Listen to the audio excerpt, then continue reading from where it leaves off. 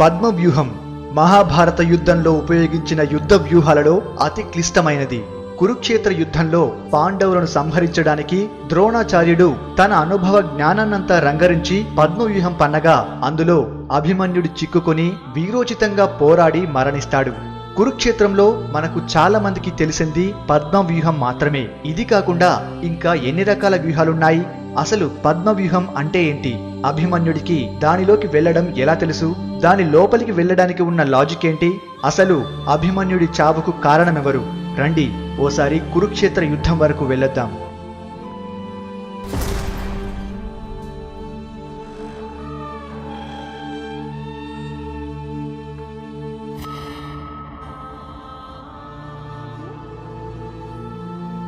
విశిష్టమైన సైన్య రచన పద్ధతిని వ్యూహమని వ్యూహశాస్త్ర నిపుణులు వివరిస్తారు. తమ సైన్యం తక్కువగాను ఎదుటి సైన్యం ఎక్కువగాను ఉన్నప్పుడు వ్యూహం బాగా ఉపయోగపడుతుంది. ఒకవేళ అధికంగా సైన్యమున్నా ఒక కట్టుదిట్టమైన విధానంతో దీన్ని విస్తరింపజేస్తూ తక్కువ ప్రాణనష్టం జరిగేలా, విజయం తమకు మాత్రమే దక్కేలా తగినట్లు వ్యూహాన్ని నిర్మించుకోవాలి.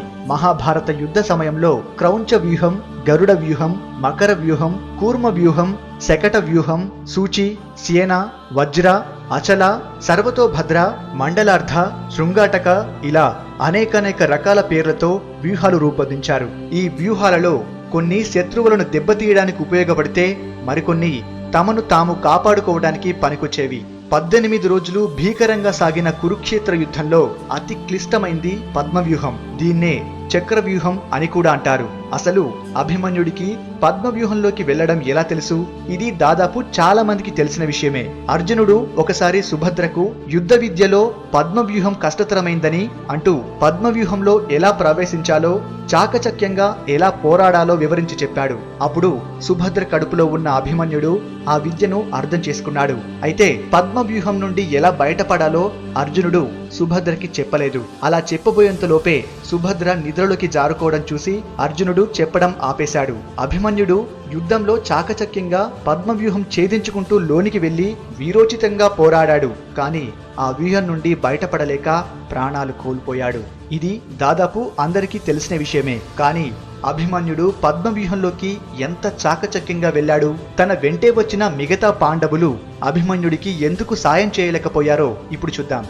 పద్మవ్యూహ నిర్మాణం 7 వలయాలతో ఇలా నిర్మితమై ఓవైపు చిన్నగా తెరిచి ఉంటుందని ఓ అంచనా.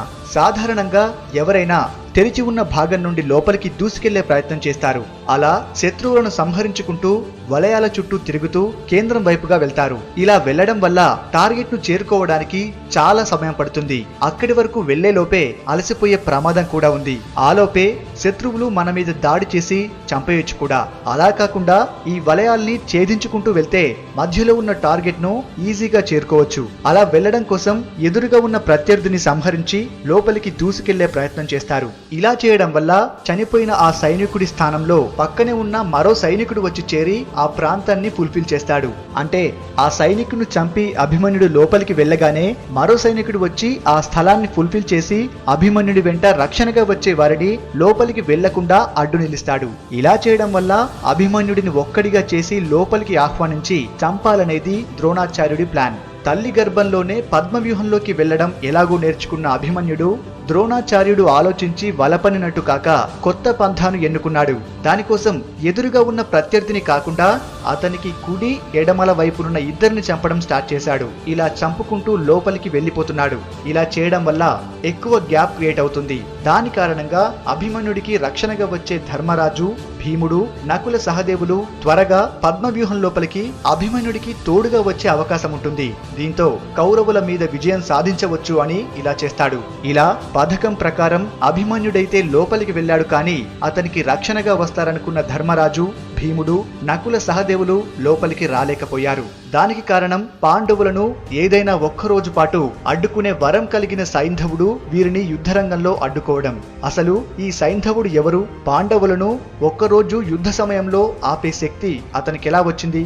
సింధు దేశానికి అధిపతి దుర్యోధనుడి బావమరిది 100 మంది కౌరవులకున్న ఒక్కగానొక్క చెల్లి దుస్సల యొక్క భర్తే ఈ సైంధవుడు. సైంధవుడు స్త్రీలోలుడు. వనవాసంలో ఉన్న సమయంలో పాండవులు లేనిది చూసి ద్రౌపదిని బలవంతంగా ఎత్తుకుని పోవడానికి ప్రయత్నించాడు. అయితే ఈ విషయం వెంటనే గ్రహించిన పాండవులు సైంధవునికి దేహశుద్ధి చేసి గుండు గీయించి వదిలిపెట్టారు. దీంతో పాండవుల మీద తీవ్రంగా పగను పెంచుకున్న సైంధవుడు గంగా నది తీరంలో కాలి బొటనవేలును మాత్రమే భూమిపై ఆనించి ఆ పరమశివుని కోసం ఘోరమైన తపస్సు చేశాడు. శివుడు ప్రత్యక్షమై వరం కోరమంటే పాండవులను సంహరించే వరం కోరతాడు. శివుడు నిరాకరించి అర్జునుడిని తప్ప మిగతా పాండవులను యుద్ధ సమయంలో ఒకరోజు అడ్డగించే వరం ప్రసాదించాడు. ఇలా శివుడు ప్రసాదించిన వరం వల్ల పాండవులను అడ్డుకోవడంతో పద్మవ్యూహంలోకి ప్రవేశించిన అభిమన్యునికి పాండవుల సహాయం అందలేదు. అయినా వీరోచితంగా పోరాడి లక్ష్మణ కుమారుణ్ణి చంపి కౌరవులందరికీ ముచ్చెమటలు పట్టించి చివరికి వీరమరణం పొందాడు. అయితే అసలు అభిమన్యుడే ఎందుకు వెళ్లాల్సి వచ్చింది? పద్మవ్యూహంలోకి వెళ్ళగానే మరణించాడా, లేకపోతే కొంతసేపు యుద్ధం చేసి మరణించాడా? ఈ సంగతి కొంతమందికి తెలియకపోవచ్చు. సో ఇప్పుడు ఈ విషయాల గురించి క్లుప్తంగా తెలుసుకుందాం. కురుక్షేత్ర యుద్ధం 13వ రోజు అర్జునుడి లేని సమయం చూసి ద్రోణుడు పన్నిన పద్మవ్యూహంలోకి ప్రవేశించడానికి పాండవుల్లో ఎవరికీ సాధ్యపడలేదు. ధర్మరాజుకు తెలుసు శ్రీకృష్ణుడు, అర్జునుడు, అభిమన్యుడికి మాత్రమే అందులోకి ప్రవేశించడం సాధ్యమని. అందుకని ధర్మరాజు అభిమన్యుడి దగ్గరికెళ్లి పద్మవ్యూహాన్ని ఛేదించమని కోరతాడు. అయితే తనకు అందులోకి వెళ్లడం మాత్రమే తెలుసునని, తిరిగి రావడం తెలియదని అభిమన్యుడు చెప్తాడు. దానికి ధర్మరాజు, నువ్వు లోపలికి ప్రవేశించగానే నీ వెనకాలే మేము వచ్చి కౌరవ సేనను కకావికలం చేస్తామని, నీకు తోడుగా మేముంటామని ధైర్యం చెప్పడంతో అభిమన్యుడు సుమిత్రుడనే తన సారథితో కలిసి పద్మవ్యూహంలోకి ప్రవేశించాడు. దుర్భేద్యమైన వ్యూహంలోకి ప్రవేశించిన అభిమన్యుడు రుద్రుడై కార్చిచ్చు అడవిని దహించినట్లుగా కురుసేనలను దహిస్తున్నాడు. అభిమన్యుడు ప్రయోగిస్తున్న అస్త్రముల ధాటికి రథ గజ తురంగ పదాతి దళములు నాశనమవుతున్నాయి. జెండాలు కూలిపోతున్నాయి. సారథులు మరణిస్తున్నారు. ధనస్సులు విరిగిపోతున్నాయి. శత్రు సైన్యముల శరీరంలో అత్యంత క్రూరమైన బాణాలు నాటుకుంటున్నాయి. రణరంగం కకావికలమైంది. పీనుగలు కుప్పలుగా పడుతున్నాయి. అభిమన్యుడి ధాటికి పద్మవ్యూహం చెల్లా చెదురైపోయింది. అశ్వత్థామ, కృతవర్మ, బృహద్బలుడు, కర్ణుడు మొదలైన ప్రముఖ యోధులు ఒకరిని ఒకరు పిలుచుకుని ధైర్యం చెప్పుకుంటూ అభిమన్యుని ఎదుర్కొన్నారు. అది చూసి అభిమన్యుడు సాక్షాత్తు అర్జునుడే అక్కడ ఉన్నట్టు భ్రమ కలిగిస్తూ గుండ్రటి విల్లు ధరించాడా అన్నట్లు అందరిపై శరవర్షం కురిపించాడు. అభిమన్యుడు కౌరవ వీరుల మీద బల్లములు, అంజలకములు, క్షురపములు, కూర్మనకములు మొదలైన బాణాలను ప్రయోగిస్తున్నాడు. పారిపోతున్న కౌరవ సేనలను అభిమన్యుడు పారిపోనీయకుండా వారి చుట్టూ తన రథాన్ని తిప్పుతూ ఎడతెరిపి లేని బాణాలు గుప్పిస్తూ రణరంగాన్ని పీనుగుల పెంట చేశాడు. రెండవ సూర్యునిలా ప్రకాశిస్తున్నాడు అభిమన్యుడు. అభిమన్యుడి క్రోధాగ్నిలో కార్చిచ్చులో పడిన మిడతల గుంపు వలె మాడిపోయారు కురు ప్రముఖులు, వారి సైన్యం. ఇవన్నీ చూసిన కురువీరులు, యోధులు, నానాదేశ రాజులు అందరూ ఆలోచించుకుని ఒక్కసారిగా అభిమన్యుడి మీదకు దూకారు. కానీ అభిమన్యుడు లేళ్ల గుంపు మీదకు దుంకిన బెబ్బులి వలె వారి మీదకు దుంకి వారందరినీ మట్టుబెడుతున్నాడు. ఇవన్నీ కళ్ళారా చూస్తున్న అక్కడి కౌరవ సేన, అక్కడి యోధులు అందరూ కుమ్మక్కై అభిమన్యుడి మీద విజృంభించి అతడి మీద అందరూ ఒకేసారి బాణాలు గుప్పించారు. వారి బాణాలన్నింటిలో కనిపించని అభిమన్యుడి రథాన్ని చూసి సుయోధనుడు అభిమన్యుడు మరణించాడని సంతోషించాడు. అభిమన్యుడు తన శత్రువులపై గంధర్వ మాయను ప్రయోగించాడు. ఆ గంధర్వ మాయ పూర్వం అర్జునుడి తపస్సుకు మెచ్చి తుంబురుడు అర్జునుడికి ప్రసాదించాడు. అర్జునుడు దాన్ని అభిమన్యుడికి ప్రసాదించాడు. గంధర్వ మాయ ప్రభావం వల్ల ఎంతో మంది వీరులు తమపై బాణములు కురిపిస్తున్నట్లు భ్రమ కలిగిస్తుంది. ఆ దృశ్యాలకు శత్రుసేన భయంతో వణికింది. అప్పుడే అభిమన్యుడు వారి చుట్టూ తిరుగుతూ వారిని సంహరిస్తున్నాడు. కొంతసేపటికి వారంతా మృతులై కనిపిస్తున్నారు. అభిమన్యుడి యుద్ధ నైపుణ్యం చూసి కౌరవ సేన ఆశ్చర్యపోయింది. ఇలా అభిమన్యుడి పరాక్రమ ధాటికి ఎందరో రాజులు మరణించారు. సుయోధనుడు, అశ్వత్థామ, కృప, కర్ణ, కృతవర్మ, బృహద్బలుడు, శకుని వంటి వారు ఎన్ని బాణాలు వేసినా వాటిని ఖండించి అందరికీ ముచ్చెమటలు పట్టించాడు. సుయోధుని కుమారుడైన లక్ష్మణ కుమారుని చంపాడు. బృహద్బలుని శిరస్సు ఖండించాడు. కర్ణుడి సైన్యాధిపతులను మట్టుబెట్టాడు. శత్రుంజయుడు, సూర్యభానుడు, సువర్చునుడు, చంద్రకేతుడు, మేఘవేగుడు లాంటి వాళ్ళని తరిమి కొట్టాడు. ఇవన్నీ చూస్తున్న కౌరవ యోధులు ద్రోణాచార్యుడి వద్దకు వెళ్లి మొరపెట్టుకున్నారు. అప్పుడు ద్రోణుడు కర్ణుని చూసి ఇలా అన్నాడు: కర్ణ, నేను అర్జునుడికి కవచధారణ విద్య ఉపదేశించాను. దాన్ని అర్జునుడు తన కుమారుడికి ఉపదేశించాడు. ఆ కవచధారణ విద్య వల్ల అతడి శరీరంపై ఎవరూ బాణాలు ప్రయోగించలేరు. ఏదో వంచన చేసి అతడిని మనం చంపాలి. అభిమన్యుడి చేతిలో విల్లు ఉన్నంత వరకు మనం అతన్ని చంపలేము. యోధులంతా అతడిపై దాడి చేసి ఒకరు అతడి విల్లును తుంచాలి. వేరొకరు అతడి సారథిని చంపాలి, మరొకరు అతడి రథం విరగొట్టాలి. కానీ ఇవన్నీ ఏకకాలంలో జరగాలి. నీకు చేతనైతే అభిమన్యుణ్ణి ఈ కపటోపాయంతో చంపు అన్నాడు.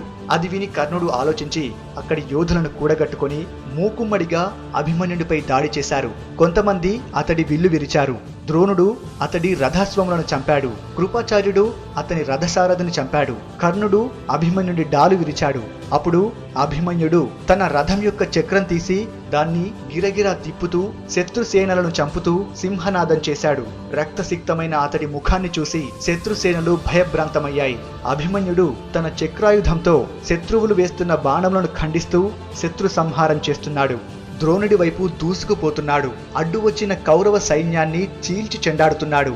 ఆ సమయంలో శకుని, కృతవర్మ, కృపాచార్యుడు, శల్యుడు మొదలైన యోధులు ఒక్కటిగా కూడి అభిమన్యుని చక్రాయుధం ఖండించారు. ఇంతలో దుశ్శాసనుడి కుమారుడు అభిమన్యుని ఎదుర్కొని అభిమన్యునిపై అనేక బాణాలు గుప్పించాడు. అభిమన్యుడు అతడు వేసిన బాణాలన్నింటినీ గదాదండంతో అడ్డుకుని అతడి అశ్వాలను, సారథిని చంపి అతడి రథాన్ని విరగ్గొట్టాడు. దుశ్శాసనుడి కుమారుడు గదాయుధంతో అభిమన్యుని ఎదుర్కొన్నాడు. వారిరువురి మధ్య పోరు ఘోరంగా సాగింది. ఇరువురి శరీరం నుండి రక్తం ధారగా కారసాగింది. యోధులంతా యుద్ధం మాని వారి పోరు చూస్తున్నారు. అభిమన్యుడు, దుశ్శాసన కుమారుడు గదలతో మోదుకొని కింద పడ్డారు. తీవ్రంగా గాయపడిన వారి శరీరాల నుండి ప్రాణములు వేరై స్వర్గలోకం చేరాయి.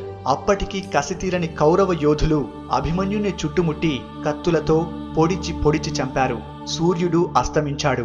పాండవుల కీర్తిని ఇనుమడింపజేస్తూ అభిమన్యుడు కౌరవ యోధులతో అత్యంత పరాక్రమంతో పోరాడి వీరస్వర్గం అలంకరించాడు.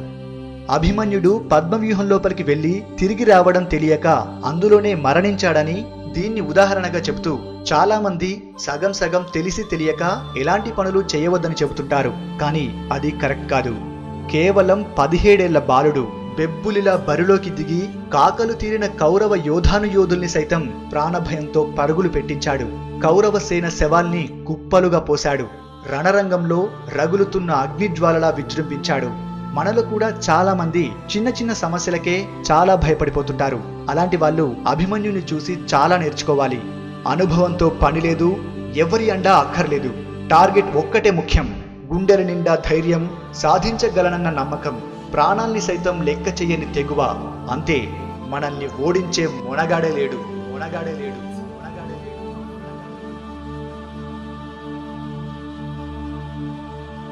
ఈ వీడియో మీకు నచ్చితే లైక్ చేసి అందరికీ షేర్ చేయండి. ఇలాంటివి మరిన్ని తెలుసుకోవాలనుకుంటే మా అన్నోన్ ఫ్యాక్ట్స్ తెలుగు ఛానల్ని సబ్స్క్రైబ్ చేయండి. అలాగే అందం, ఆరోగ్యం గురించి మరిన్ని విషయాల కోసం మా మరొక ఛానల్ హెల్త్ ఫ్యాక్ట్స్ తెలుగు ఛానల్ని సబ్స్క్రైబ్ చేయండి.